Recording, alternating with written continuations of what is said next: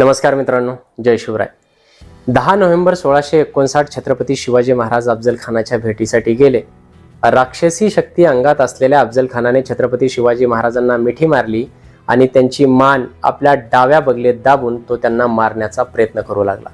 परंतु छत्रपती शिवाजी महाराजांनी आपल्या डाव्या हाताच्या मुठीमध्ये लपून आणलेल्या वाघनखांनी अफजल खानाचं पोट फाडलं, त्याचा कोथळा बाहेर काढला आणि पुढे जे घडलं ते इतिहासामध्ये सुवर्ण अक्षरांनी लिहून ठेवलेलं आहे। मुळात अफजल खानाच्या राक्षसी मिठीतून छत्रपती शिवाजी महाराज सुटले, त्याला कारणीभूत होतं छत्रपती शिवाजी महाराजांच्या डाव्या हातात असलेलं ते वाघनख। म्हणून या वाघनखांना शिवप्राणरक्षक असं म्हटलं जातं। परंतु आज या वाघनखावरून संपूर्ण महाराष्ट्रामध्ये एक वाद निर्माण झालेला आहे।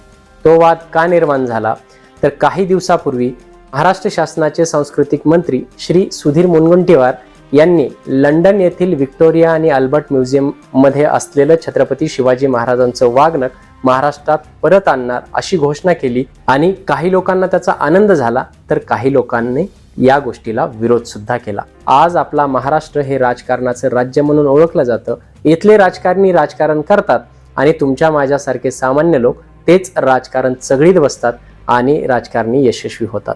आणि याच राजकारणातून बरेच प्रश्न या वाघनखांबद्दल सुद्धा उठले। सर्वात मोठा प्रश्न की हे वाघनख छत्रपती शिवाजी महाराजांचं आहे की नाही। दुसरा सर्वात मोठा प्रश्न की या वाघनखांनी छत्रपती शिवाजी महाराजांनी अफजल खान फाडला होता की नाही। तिसरा प्रश्न की छत्रपती शिवाजी महाराजांनी जर या वाघनखांनी अफजल खान फाडला नव्हता तर दुसरं ते कुठलं वाघनख होतं, किंवा ऐकून छत्रपती शिवाजी महाराजांकडे वाघनखांची संख्या तरी किती होती। आणि चौथा सर्वात महत्त्वाचा प्रश्न की छत्रपती शिवाजी महाराजांचं हे वाघनख लंडनला गेलं तरी कसं। छत्रपती शिवाजी महाराजांच्या बाबतीतली गोष्ट आणि वाद होणार नाही असं कधीही होत नाही, कारण प्रत्येकाला छत्रपती शिवाजी महाराजांचं राजकारण करायचं आहे आणि स्वतःची पोळी भाजून घ्यायची आहे। कधी छत्रपती शिवाजी महाराजांच्या जन्माविषयी वाद तर कधी त्यांच्या मृत्यूविषयी वाद, कधी त्यांच्या राज्याभिषेकाविषयी वाद तर कधी कशाविषयी वाद। मला तर कधी कधी अशी भीती वाटते की येत्या काळामध्ये एखाद्याने छत्रपती शिवाजी महाराजांच्या अस्तित्वावर वाद घालू नये म्हणजे कमावलं। आणि म्हणूनच तुमच्या माझ्यासारख्या शिवभक्तांनी या अशा गोष्टींकडे तटस्थपणे पाहिलं पाहिजे। इतिहास इतिहासासारखाच पाहिला पाहिजे, कुठल्याही राजकारणाला बळी पडलं नाही पाहिजे। आणि त्यामुळेच आजचा हा व्हिडिओ आहे की जो वाद निर्माण झालेला आहे त्याच्यावरती काही अंशी का होईना पडदा पडेल, काही अंशी का होईना क्लॅरिटी येईल, आणि त्यामुळे आजचा हा व्हिडिओ मी बनवत आहे। सर्वात बेसिक आणि सर्वात महत्त्वाच्या प्रश्नापासून आपण सुरुवात करूयात। जर हे छत्रपती शिवाजी महाराजांचं वाघनख आहे तर ते लंडनला व्हिक्टोरिया आणि अल्बर्ट म्युझियम मध्ये गेलं कसं। याचं उत्तर दोन लोक देऊ शकतात। एक तर ते ज्यांनी हे वाघनख लंडनला दिलं आणि दुसरं ते ज्यांच्याकडे हे आत्ता वाघनख आहे। ज्यांनी वाघनख दिलं ते तर आत्ता हयात नाहीत, परंतु ज्यांच्याकडे हे वाघनख आहे म्हणजे व्हिक्टोरिया आणि अल्बर्ट म्युझियम, ते या प्रश्नाचं उत्तर सहजरित्या देऊ शकतात। म्हणून आपण त्यांच्याकडूनच या प्रश्नाचं उत्तर जाणून घेण्याचा प्रयत्न करू। मग व्हिक्टोरिया आणि अल्बर्ट म्युझियमला प्रश्न विचारायचा तरी कसा। तुम्ही जर सरळ इंटरनेटवरती गेलात आणि व्हिक्टोरिया अल्बर्ट म्युझियमची ऑफिशियल वेबसाईट पाहिलीत, त्याच्यावरती बरेच प्रश्नाची उत्तर आपल्याला मिळतात। मुळात हे वाघनख जिथे ठेवलेलं आहे त्याच्याच बाजूला एक छोटासा माहिती फलक लावलेला आहे। त्या माहिती फलकाच्या आधारे सुद्धा आपल्याला बरीच माहिती मिळते। त्या माहिती फलकावर लिहिलेल्या 5 वाक्याचं मराठी भाषांतर असं की 1959 मध्ये महान मराठा शासक छत्रपती शिवाजी महाराज एका ॲसेसिन मधून वाचले। ॲसेसिन म्हणजे फाईट। ती फाईट कसली होती तर विजापूरचा दूत किंवा सेनापती छत्रपती शिवाजी महाराजांना शांतीच्या नावाखाली मारण्यासाठी आला होता। ती ॲसेसिन, आणि त्यावेळी हे वाघनख वापरलं असावं, परंतु या वाघनखाच्या ऐवजी इतरही काही शस्त्रे वापरली असा दावा सुद्धा केला जातो। एवढा मजकूर त्या माहिती फलकावर लिहिलेला आहे। याच्यातून असं निष्पन्न होतं की छत्रपती शिवाजी महाराजांनी 1659 साली अफजल खानाला मारण्यासाठी हे वाघनख वापरलं होतं, परंतु काही लोक याच्या व्यतिरिक्त अनेक शस्त्र वापरल्याचा सुद्धा दावा करतात। इतकाच फलक त्या तिथे लिहिलेला आहे। डाव्या बाजूला वरच्या कोपऱ्यामध्ये जी माहिती लिहिलेली आहे त्याच्यात टायगर क्लॉज लिहिलेले, ब्लू स्टील आहे म्हणजे तो निळा धातू आहे।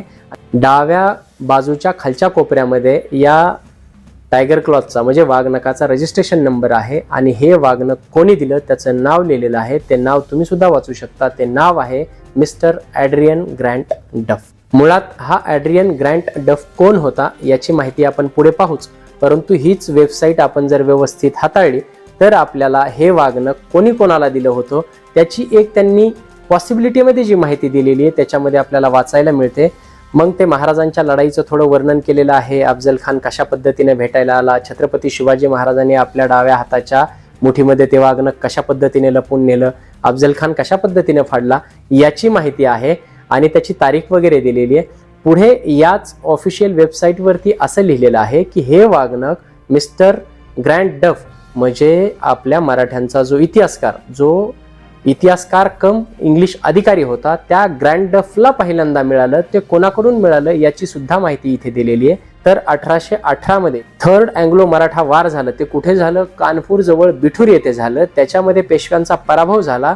पेशव्यांना तिथून बडतर्फ करण्यात आलं आणि बडतर्फ करत असताना दुसरा बाजीराव पेशवा 1818 गोष्ट आहे. तर दुसऱ्या बाजीराव पेशव्याने संपूर्ण शरणागती या ग्रँड डफ समोर पत्करली आणि त्यांनी आपल्याकडील काही वस्तू जेव्हा ग्रँड डफला दिल्या तेव्हाच हे वागणं सुद्धा शरणागतीच्या स्वरूपामध्ये त्याने ग्रँड डफला दिलं असावं अशी पॉसिबिलिटी त्यांनी त्याच्यामध्ये लिहिलेली आहे. दुसरी पॉसिबिलिटी सर्वात महत्वाचं वाक्य आहे की याच वागणकाने छत्रपती शिवाजी महाराजांनी अफजल खान फाडला असावा, परंतु ते त्याची श्युरिटी देत नाहीत. अशी स्पष्ट माहिती तुम्हाला ऑफिशियल वेबसाईटवरती वाचायला मिळेल.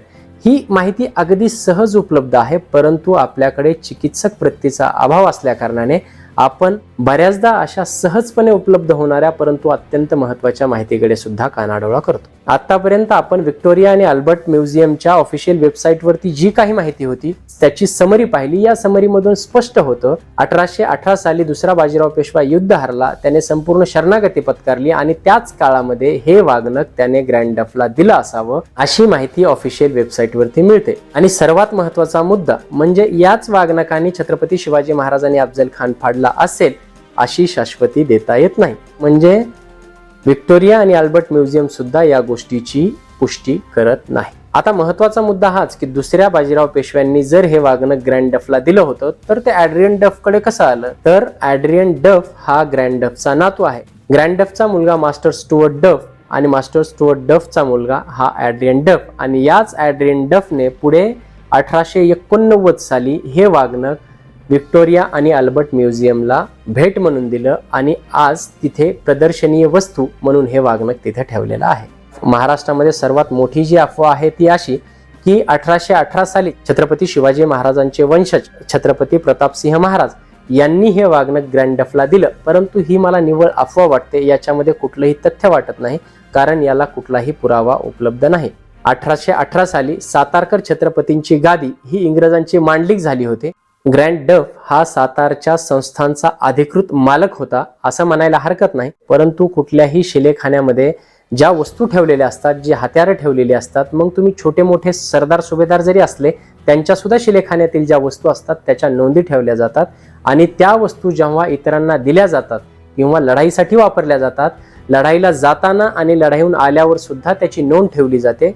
जसं की आज जगदंबा तलवार लंडनमध्ये आहे, छत्रपतीच्या घराण्यांनी ब्रिटिशांना दिलेली आहे, परंतु त्याची अधिकृत पावती कोल्हापूरकर छत्रपतींच्या दफ्तरखान्यामध्ये तुम्हाला रितसर पाहायला मिळते. तशी प्रतापसिंह महाराजांनी ग्रँड डफला हे वागणक दिल्याची कुठेही अधिकृत माहिती किंवा अधिकृत पावती आढळत नाही. छत्रपती शिवाजी महाराजांकडे एकूण किती वागणकं होती याच्या संदर्भात एक दोन अगदी महत्वाचे परंतु अत्यंत दुर्मिळ असे दोन पुरावे आहेत, त्यांच्याबद्दल आता आपण बोलूयात. पहिला पुरावा आहे तो म्हणजे ॲमेलिया कॅरे. ॲमेलिया कॅरे हिला आपण एका ब्रिटिश अधिकारीची बायको म्हणू शकतो, एक पर्यटक म्हणू शकतो, एक लेखक म्हणू शकतो. ॲमेलिया कॅरे ही ल्युसियस कॅरेची बायको. ल्युसियस कॅरे हा इतिहासामध्ये लॉर्ड फॉकलंड म्हणून ओळखला जातो. हा 1848 ते 1853 मुंबईचा गव्हर्नर होता आणि त्याच काळामध्ये त्याची बायको ॲमेलिया कॅरे ही संपूर्ण भारत भ्रमण करत होती आणि तिच्या भारत भ्रमणाचं जे काही अनुभव कथन आहे ती आपल्या पुस्तकातून मांडत होती आणि तिनं तिचं ते पुस्तक 2 खंडामध्ये प्रकाशित सुद्धा केलं होतं. त्याच्यातल्या दुसऱ्या खंडामध्ये ती सातारा भेटीचं वर्णन आपल्या त्या पुस्तकामध्ये करते. मला साताऱ्याला भेट देण्याची खूप इच्छा होती कारण इथेच मराठा साम्राज्याचे महान संस्थापक छत्रपती शिवाजी महाराजांनी आणि त्यांच्या वंशजांनी राज्य केलं, परंतु पुढे पेशव्यांनी त्यांची संपूर्ण ताकद आपल्याकडे घेतली आणि साम्राज्य लयास गेलं. अशा पद्धतीचं वर्णन ॲमेलिया कॅरे आपल्या पुस्तकात करते.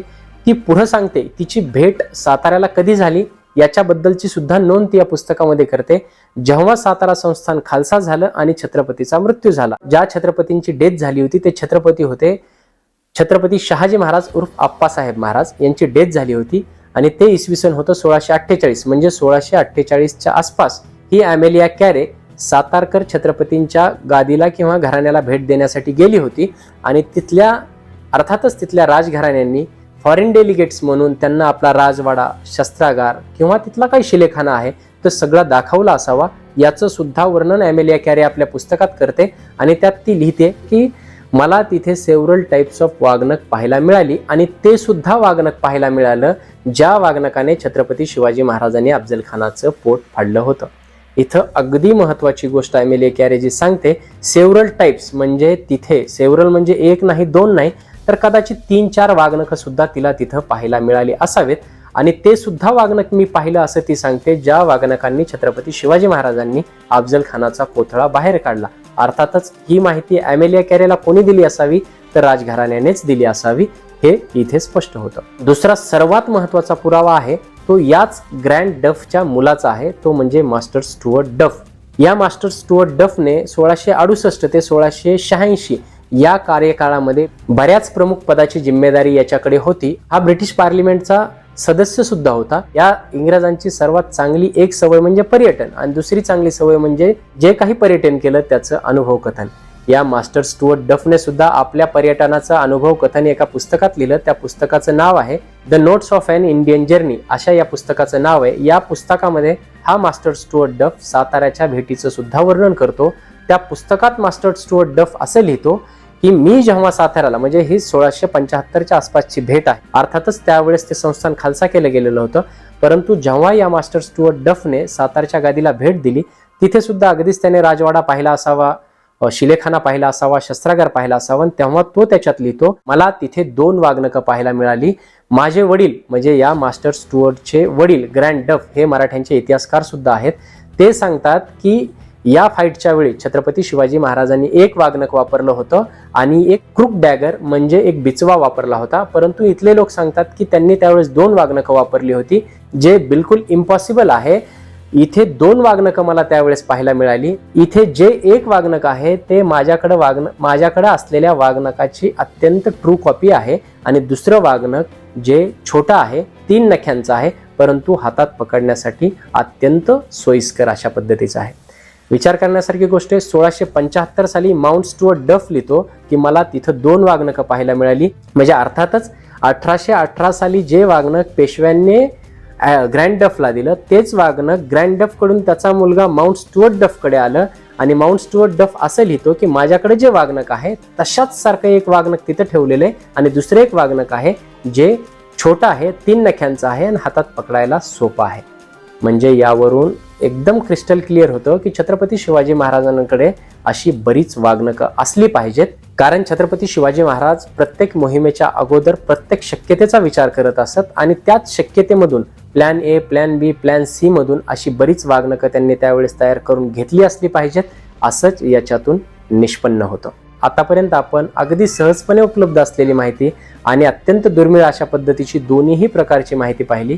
या सर्व माहितीच्या आधारे जो एक निष्कर्ष निघतो तो असा की लंडन येथे असणाऱ्या व्हिक्टोरिया आणि अल्बर्ट म्युझियम मध्ये असलेले जे वागणक आहे ते छत्रपती शिवाजी महाराजांचंच असण्याची दाट शक्यता आहे. त्याच वागणकांनी छत्रपती शिवाजी महाराजांनी अफजल खानाचं पोट फाडलं का तर त्याची शक्यता अत्यंत कमी आहे. तिसरी गोष्ट म्हणजे छत्रपती शिवाजी महाराजांकडे 1 नाही 2 नाही तर बरीच वागणकं असली पाहिजेत जी सातारकडे छत्रपतीकडे 1919 पर्यंत होती असं बऱ्याच ठिकाणी नोंद आहे. सर्वात महत्वाची गोष्ट म्हणजे छत्रपती शिवाजी महाराजांचे वंशज छत्रपती प्रतापसिंह महाराज यांनी 1818 साली ग्रँड डफला खुद्द हे वागणक दिलं याचा कुठेही पुरावा उपलब्ध नाही. हा व्हिडिओ ही दुर्मिळ माहिती तुम्हाला कशी वाटली हे कमेंट आणि मेसेज करून तुम्ही मला नक्की सांगा. आवडलं तर पुढे शेअर सुद्धा करा. परंतु तुमचं प्रेम आणि आशीर्वाद असेच कायम असू द्या. जय हिंद, जय महाराष्ट्र, जय शिवराय मित्रांनो.